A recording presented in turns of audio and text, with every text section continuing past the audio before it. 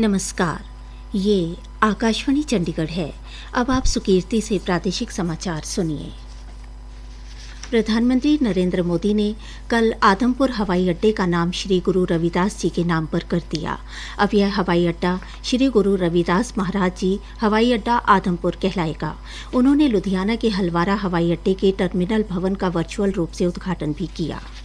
संत रविदास जी के नाम पर आदमपुर एयरपोर्ट का नया नामकरण हुआ है। आदमपुर एयरपोर्ट को अब श्री गुरु रविदास जी महाराज जी एयरपोर्ट के नाम से जाना जाएगा। इसके अलावा हलवारा एयरपोर्ट की नई टर्मिनल बिल्डिंग का उद्घाटन भी किया गया। मैं पंजाब समेत पूरे देश के लोगों को इन कार्यों की बहुत बहुत बधाई देता हूं।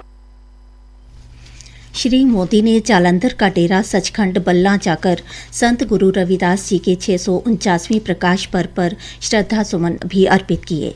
इस अवसर पर पद्मश्री से सम्मानित संत निरंजन दास और उनके शिष्यों ने उनका अभिनंदन किया।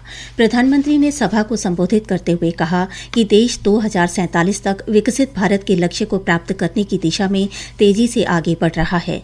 संसद में पेश किए गए केंद्रीय बजट के बारे में बोलते हुए श्री मोदी ने कहा कि पंजाब सहित पूरे देश के उद्योगों और MSME का विशेष ध्यान रखा गया है।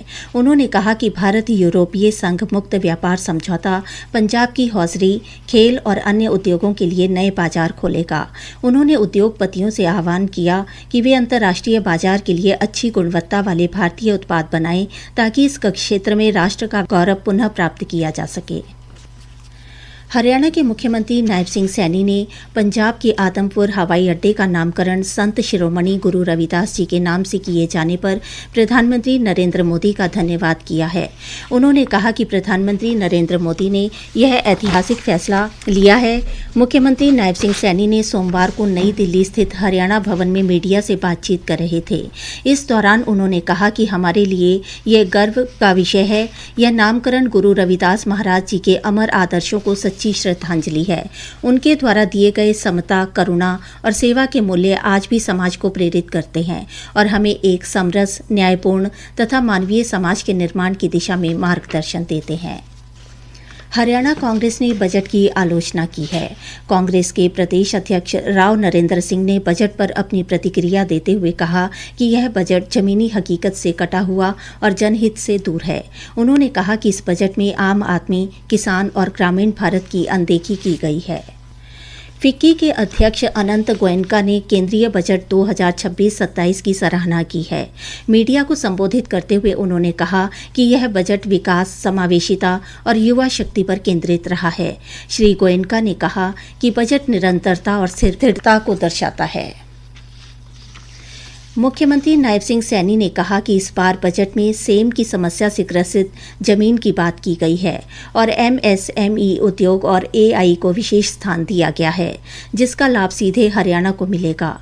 उन्होंने कांग्रेस द्वारा बजट की आलोचना किए जाने पर कहा, कांग्रेस 55 साल तक देश के अंदर सत्ता में रही है। ये लगातार लंबे समय तक कांग्रेस पार्टी हरियाणा में भी सत्ता में रही है। आरोप लगाना तो आसान है, परंतु तुलना करे, मैं उसको बताना चाहता हूं, जो नरेंद्र मोदी जी ने इस बजट के अंदर हरियाणा को दिया है, ऐतिहासिक दिया है। आज तक इतना किसी सरकार ने नहीं दिया जो नरेंद्र मोदी जी ने हरियाणा को दिया है। उन्होंने कहा कि यह बजट महिलाओं को सशक्त करने वाला है, युवाओं को रोजगार देने वाला है। यह बजट किसान, युवा, महिला और गरीब सहित 140 करोड़ देशवासियों की आकांक्षाओं को पूरा करने वाला है। हरियाणा पर्यटन विभाग ने सूरजकुंड हस्तशिल्प मेला घूमने आने वाले पर्यटकों की सुविधा के लिए मेला साथी ऐप जारी किया है। मेला साथी ऐप के जरिए पर्यटकों को मेले से जुड़ी हर जानकारी मोबाइल पर उपलब्ध होगी। इससे देश विदेश से मेले में पहली बार आने वाले पर्यटकों को काफी लाभ मिलेगा। ऐप को गूगल प्ले स्टोर से डाउनलोड किया जा सकता है। मेला साथी ऐप के जरिए पर्यटकों को स्टॉलों की लोकेशन, सांस्कृतिक कार्यक्रमों का समय, कलाकारों और शिल्पकारों का परिचय, खान-पान, जोन, पार्किंग व्यवस्था, आपात सेवाएं और अन्य सुविधाओं की जानकारी एक क्लिक पर मिल सकेगी। इसी के साथ ही प्रादेशिक समाचार समाप्त हुए।